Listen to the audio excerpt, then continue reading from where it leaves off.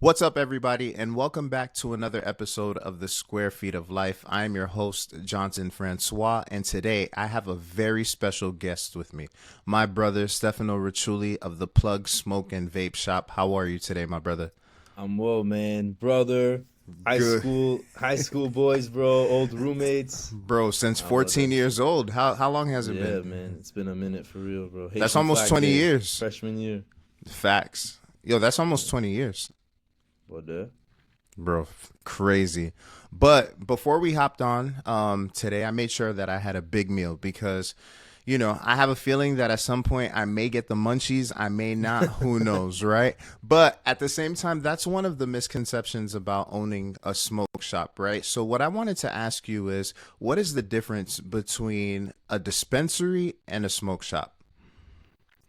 So when we have smoke shops here, at least in Florida, when it comes to the products we can sell, we can't sell any like legal marijuana.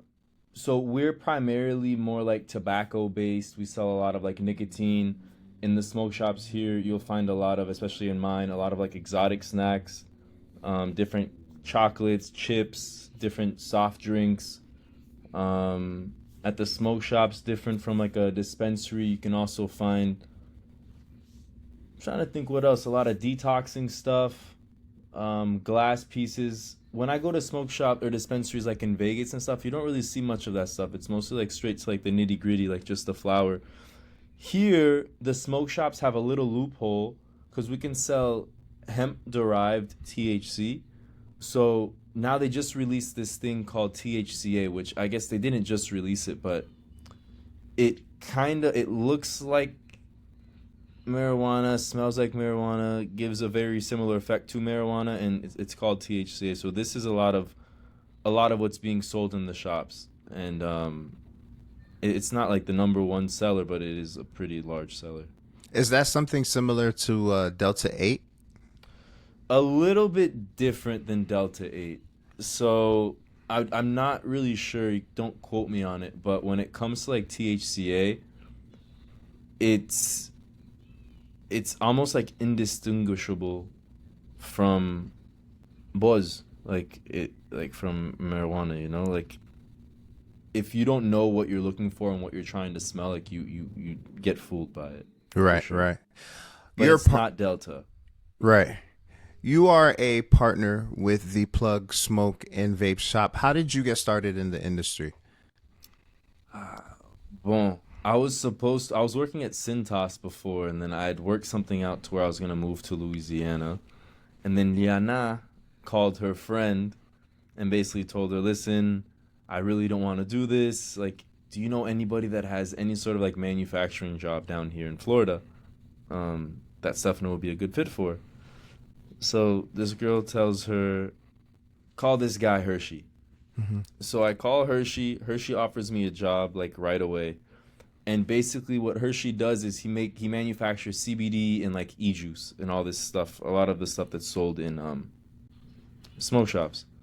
So Hershey tells me I start working with Hershey, and then after a while, man, the industry is like so chill and laid back. It was a complete 180 from what I had experienced working with Cintas, like such like a corporate company. Hmm. And I just really liked it how like laid back and relaxed everything was. And what year was So this? this was COVID, like peak COVID, bro. Like when did COVID happen? Do you mean 2019's? Hmm. 2019. And you mentioned when you first got in the industry, it was really chill. It was really laid back. How has the interest? How has the industry changed since you've been a part of it? When I first came into the industry, it was a lot more like e-juice and like nicotine. So I don't know if you remember like those devices. They're called mods, where like you put the juice into it, like you drip it in, and like you'll blow out like these giant clouds of smoke.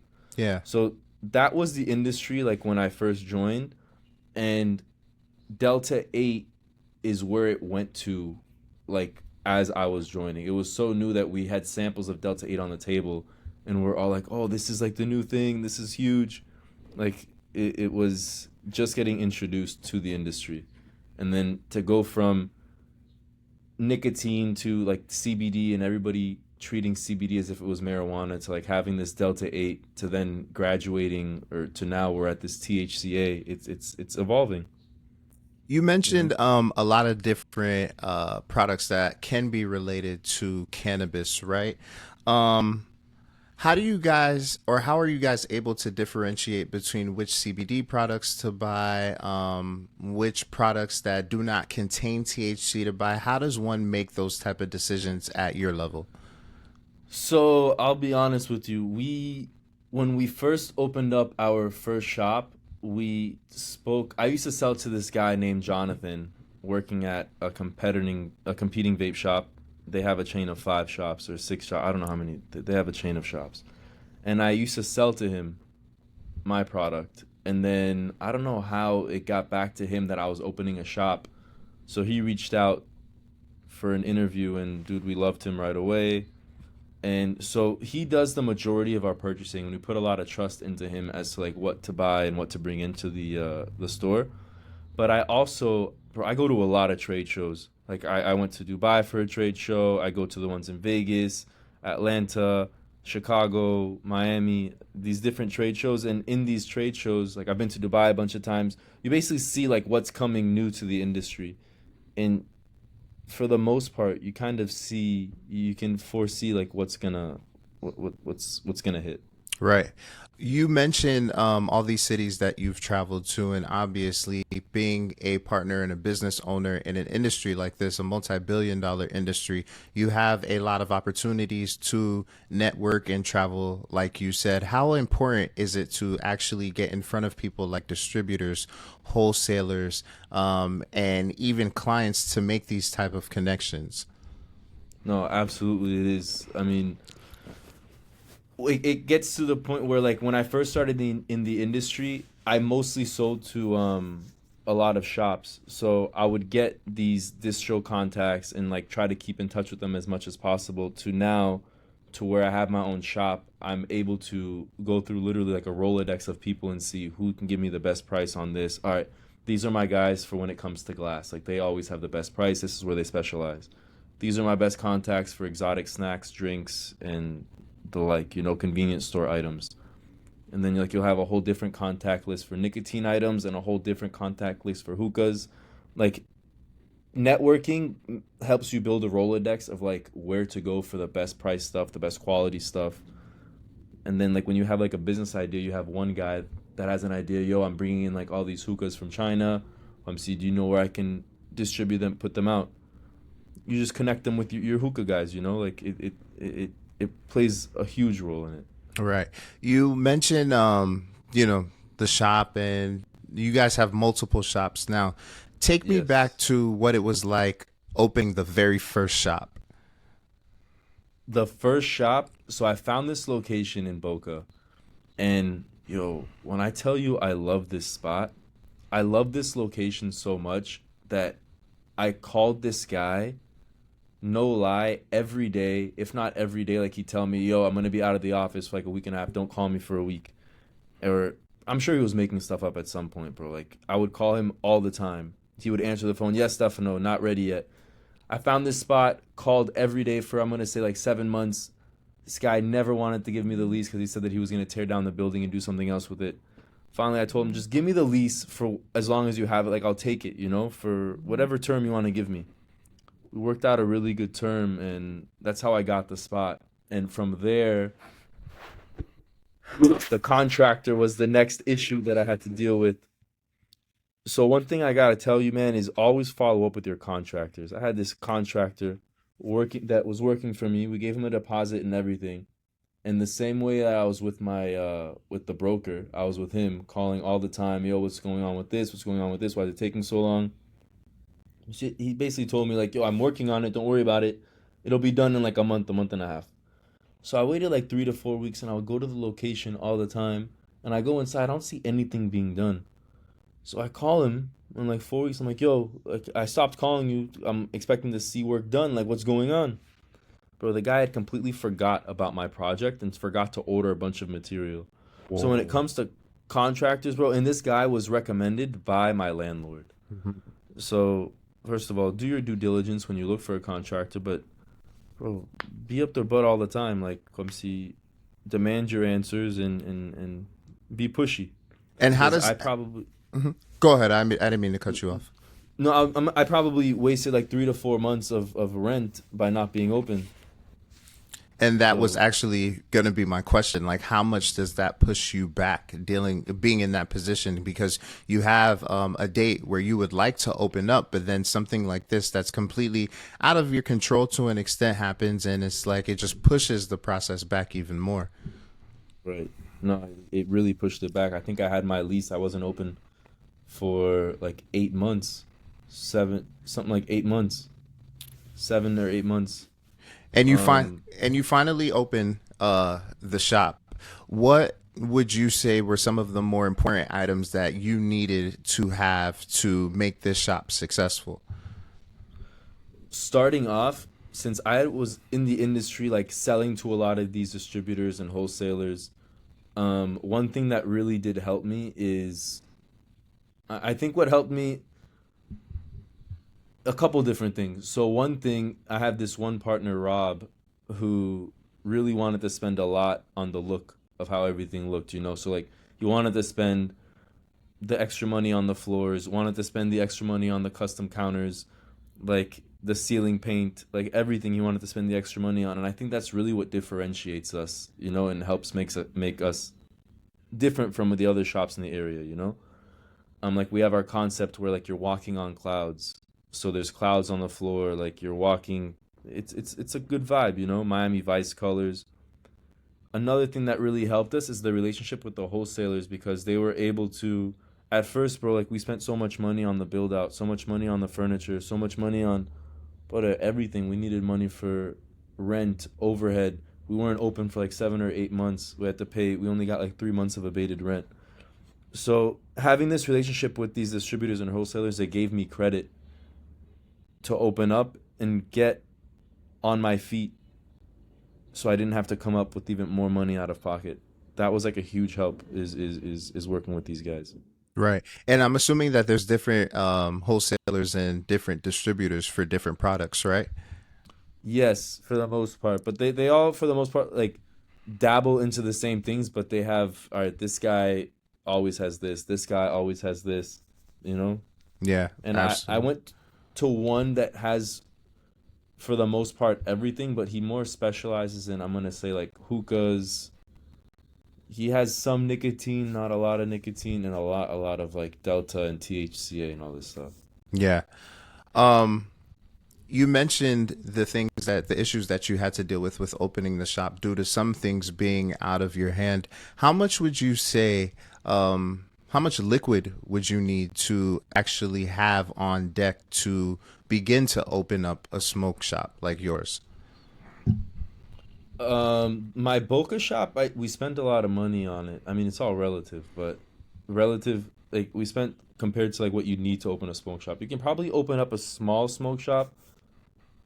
Like my South Beach store probably could have been opened in a month with 50,000, but a shop like Boca, you'd probably need around to build out probably closer to like 120 to like 150 for like the build out and stuff. I mean, the floors are expensive. The flooring, I mean, we have that what is the word? Acrylic? I think it's acrylic floor. It's expensive, but I mean, you can open up a smoke shop for probably as little between like 40 to 50,000. And then if you have good relationships with vendors, you can get credit in terms and then pay them back little by little and then be up on your feet in like 6 months to 6 to 9 months, you know, 6 months to a year. You mentioned a little bit ago that the reason or one of the reasons that attracted you to the Boca shop was the location, how you fell in love with that location. And you just mentioned that you also have a Miami Beach shop.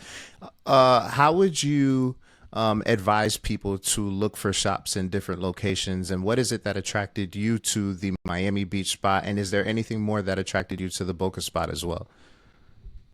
So I look for, I'm gonna give away my secrets, but I just look for like anchor shops, you know, like this location that I took.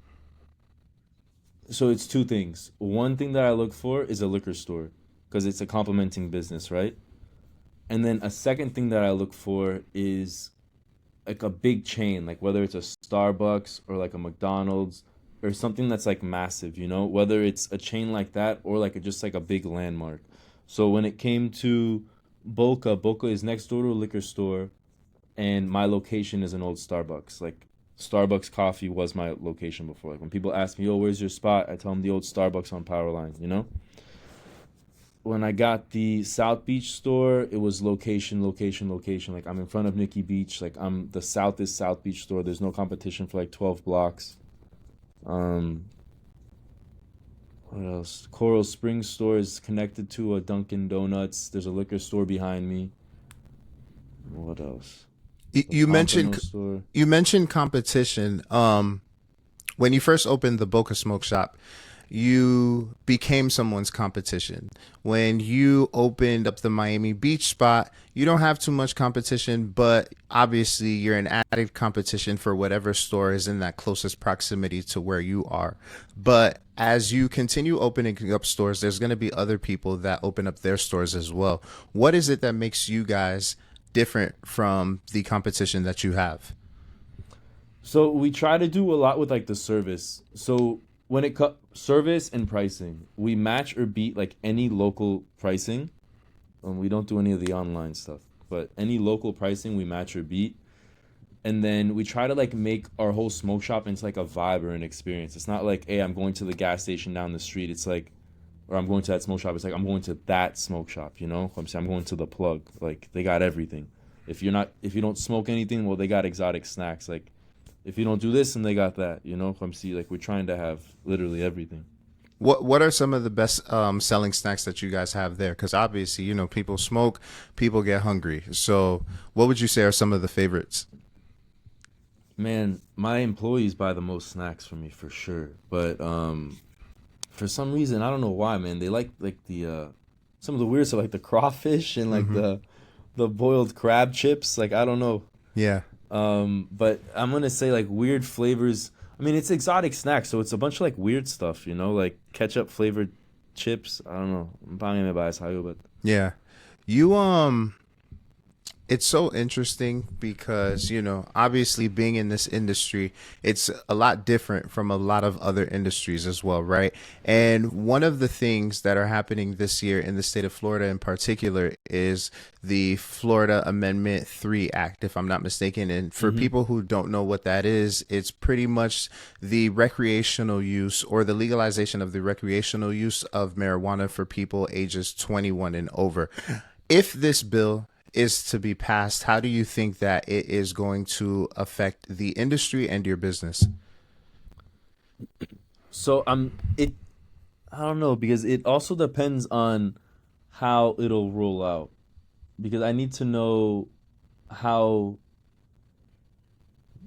I'd have to see like how the licensing would go would be distributed. Is it only like the Cure Leaf and Jungle Boys that are getting licensing, or is it going to be more accessible to us? Because my investors have made it known that they, depending on how it is, that they definitely want to get a license for it. But in terms of like the smoke shop industry as a whole, since the state of Florida allows for hemp derived THC, it would definitely significantly affect like that whole Delta 8 THCA aspect of it. Um, it'll probably eat the majority of it.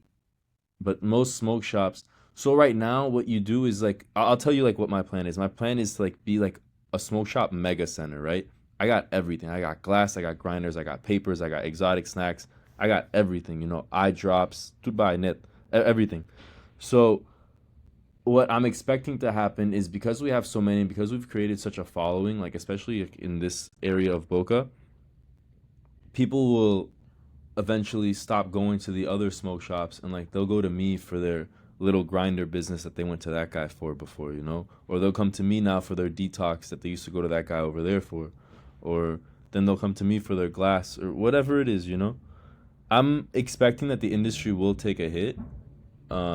If that were to happen, how big of a hit, I don't know, but I think that we would be okay. Do you think that there'd be an avenue for, because you mentioned other people getting their licenses within your company itself, do you think that there would be an avenue to turn the smoke shop into a dispensary? That is definitely what we want to do. So with some of the leases that we've signed, they've specifically said that they do not want a dispensary in it. So I mean, we're definitely coming up with backup plans for those locations, but for the most part, most of them, I mean, we have pretty good relationships with our landlords. So most of them I feel like would be okay, except for the ones that explicitly put it in the lease. That's another important part that you bring up too, right? With signing these leases and having real estate in certain areas, you're going to have some people who have, I guess, a bias toward that industry as a whole. How would you advise people on ways to navigate those type of road bumps? I mean, when it comes to us, for the most part, bro, opening up a smoke shop is difficult in itself because nobody wants to lease you their spot because a lot of people have that bias. I mean, I'd asked you also, like people to look for spots, like they have a very negative connotation to it. But when it comes to like me, okay, for perfect example, South Beach, they told me no the first like 4 or 5 times that we called and asked for it. And then when we said like we're not like other smoke shops, like look at us, like we're up class, like we're upscale, we have nice floors, nice cabinets, custom counters. See, everything was nice with us. The color scheme was nice. They let us do it, you know? I mean, there were barriers to it. Like we had to pay 6 months up front plus first last security. But I mean, we overcame them. And how do you stay motivated throughout that time? Because, a lot of people, when they think about maybe opening a smoke shop, they may not think about these things, right? They may think solely you just need a convenient real estate space and, a few dollars and boom, all of a sudden it's just like that. But a lot of people may not know that, there's rules and regulations and different cities have their own type of zonings and all these things like that. How do you stay motivated and continue to just, look forward to the next spot and knowing that there's something out there for you? But I'll tell you what, man, it's my partner, man. My partners, but Rob for sure. I mean, we call each other all the time. Like, we're motivate ourselves. We'll talk about, hey, I got this spot. Looks great. I'll go visit. All right, I'll go visit too. Then you call and they tell you no. And it's like you put all your eggs or all like your head into like one area and then it's not going to work out in the end, you know? Right. It's a lot. But definitely, I mean, partners, having a partner and partners, plural, has its positives and negatives. But definitely a major positive is the fact that you can feed off each other's energies and like help each other move past You like mentioned your negatives. yeah, you mentioned your partner Rob, and earlier you mentioned your wife Liana. How important is your family, and what role do they play in helping you succeed and keeping you motivated? Bro, Yana does a lot for that, I'll tell you, man, because a lot of times we'll have to, especially when we were just doing our South Beach deal, bro, like I'd be in South Beach till well after midnight. Like especially like landing in from Dubai at like 7 a.m., spending a little bit with the family, then having to go meet Hershey, and then having that meeting last like hours, bro, after well after midnight. Like without Liana like watching the kids and taking care of the house, like I don't know how I would do it, you know? Yeah, And plays a huge role, man. Liana does a lot to maintain everything while I'm trying to grow. right. You you have a very beautiful young 3-year-old girl. She's 3 now, Four, right? four, four. Four, and a newborn boy. Excuse me. Yes. If they wanted to follow your footsteps, how would you go about that, and what advice would you give them? It is if it's entrepreneurship, yes, but if it's anything to do with the smoke shop game, no. Man, I would agree with me on that. No, I'm trying to do other things to where they could work in it. Like Right. if like South Beach store might have to be more than just a smoke shop because we're running into a lot of hurdles, but that's why like we're looking at other things that we can do other than just the smoke shop industry. Hmm. But if they wanted to do some sort of entrepreneurship or anything other than smoke shop, I'd be down. I mean, I'm sure I'd still be proud if they went into the smoke shop, but I'd hear a lot from Liana, like, "Oh, you see what you did?" Yeah. Hmm. We've talked about the smoke shop quite a bit, but you bring up entrepreneurship. How has becoming an entrepreneur, what changes have you seen in yourself from becoming an entrepreneur? I think that I just since I've opened my first shop, like you kind of catch yourself like looking.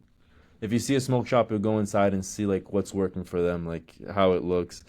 Now, whenever you see like a vacant space for lease, like you'll take a picture of it just to have it like in your back in as backup, like if you want to look in some area. Um, if I see a vacant spot, like I'll start looking for smoke shops in the area to see if it's a good spot. Like you're just a lot more aware of trying to look for different areas and things where you can make money, you know? Yeah. Do you set like goals for yourself? Like, do you write down goals? Do you journal? Like To anything be like that? to be honest, I used to a lot more than I do now. Like I'll go to the office and like I'll write down like the goals that I want to accomplish for the day, but like long-term goals, I haven't done that in a while. Are you? Is it easier for you to attain goals like on the go, or do you like look into the future? How do you decide what you want next? When it comes to like business, me and Rob hold ourselves accountable a lot, you know? So like we had a goal of I mean, it was a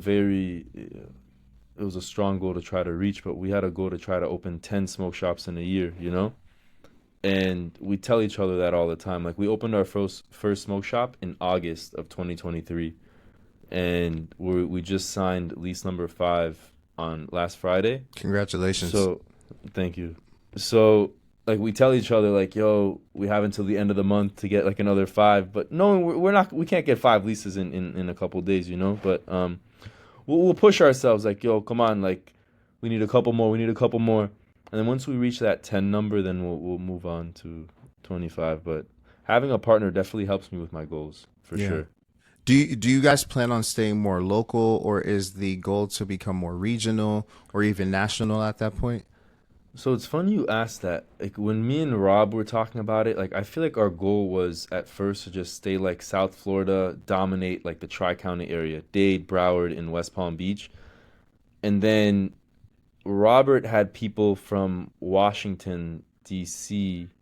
reach out to him because they liked the concept of the shop so much that they wanted help in recreating our concept up there. And then we also have our investors that told us that they want us to start branching out more. So f- So, I mean, we're not sure where, but we want to branch out, but I don't know. For now, it's Florida, but we'll eventually branch out more. would franchising be in the cards at any point? So it's funny because one of my investors says that they want. I have a group of investors that helps me a lot.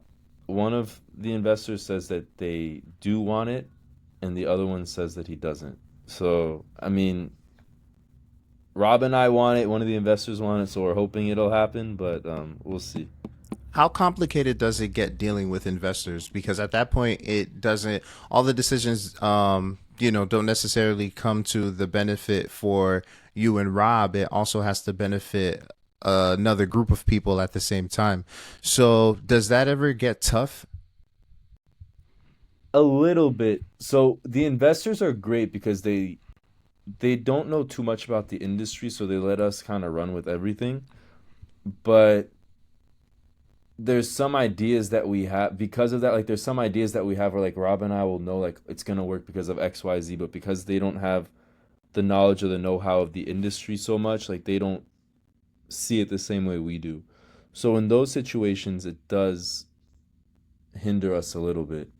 And like another thing that hinders us a little bit is that Boca was such a successful store.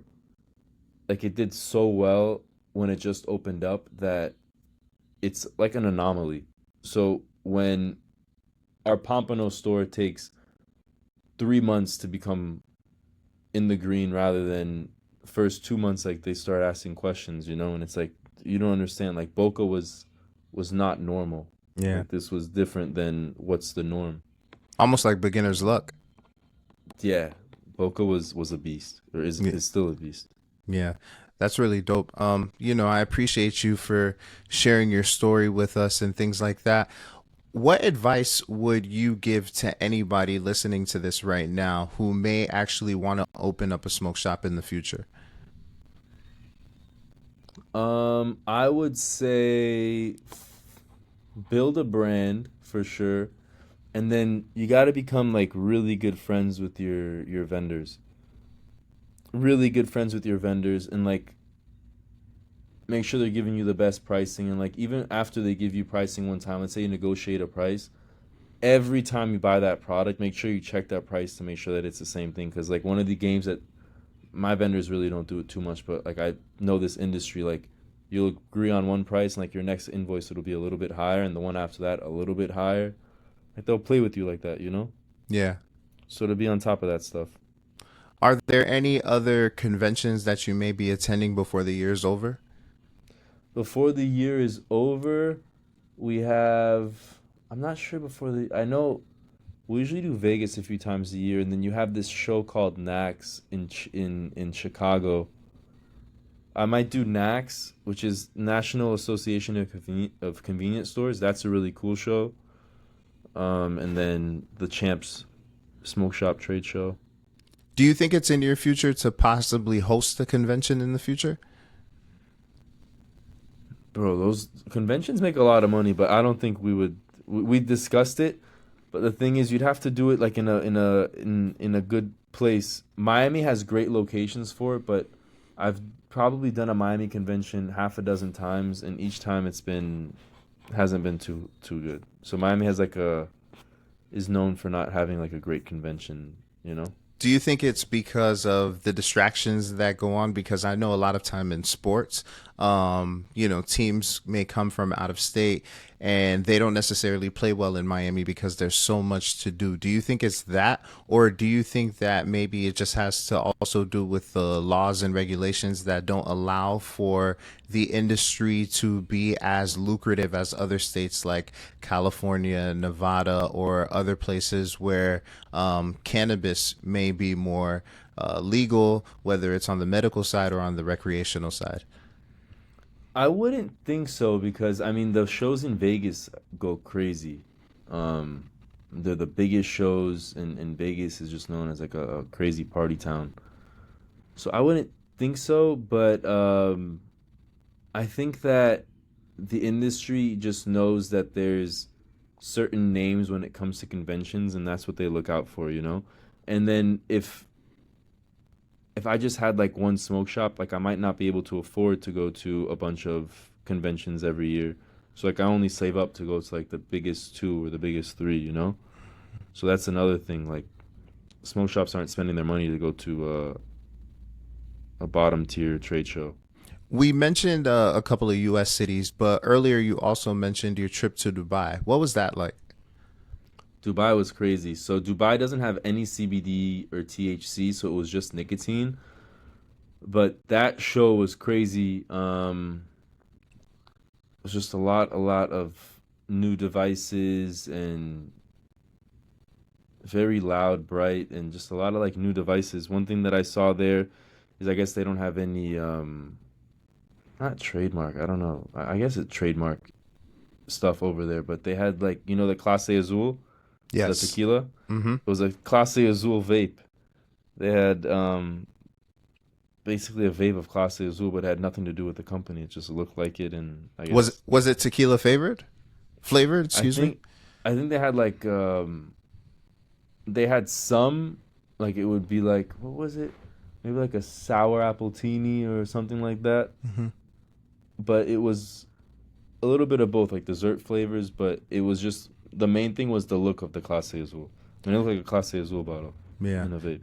Because you own a smoke shop, do you have any tips on maybe smoking and the cleanest way to possibly indulge? When it comes to smoking, I think vaping is definitely not like the vape like the pens, but like a volcano or like a vaporizer. But I mean, for the most part, I try not to smoke too much. Yeah. Smart. Yeah, yeah, Well, bad Stefano, for the wealth. Absolutely. I appreciate you for coming on this evening. I know you got a couple of young ones who, want to spend some more time with you. I've had the first, I don't know how many years before they got here where we got to chop it up all the time. And so, now I think they want a little bit of daddy time. So I honestly do appreciate you for stopping by and speaking with me this evening. For people who want to either visit the Plug Smoke and Vape or maybe just call in and see if you guys have, any products that they're looking for, how can they find you? The plug smoke and vape on any Google, and let me see what my. I'm happy I can plug in my Instagram. I I checked don't the manage Google it right reviews now. earlier too. It was like over 300 reviews of like 5 stars. Yes, man, we do a lot with the Google. It's Plug Vape Shop at on Instagram, but Nice. we do a lot with the reviews. And what is So that? What are the addresses? I got the one in Boca is 22113 Power Line. So that's in Boca Raton. I don't know them off the top of my head, to be honest. South Beach is 106 South Point Drive. The Pompano plug is what? What is Pompano plug? 233 South Federal Highway, and then Coral Springs I just signed, so I don't know the address yet. Nice. That's like 4 or 5 down and many more to go. I wish that for Yes, you, my brother. Thank you once thank you, brother. again for stopping by. I really appreciate your time and I look forward to, getting an update in the future to see how you guys are doing. For sure, brother. I appreciate you, man. Absolutely. We'll chop it up later. All right, buddy. All right, bro. All right, bye.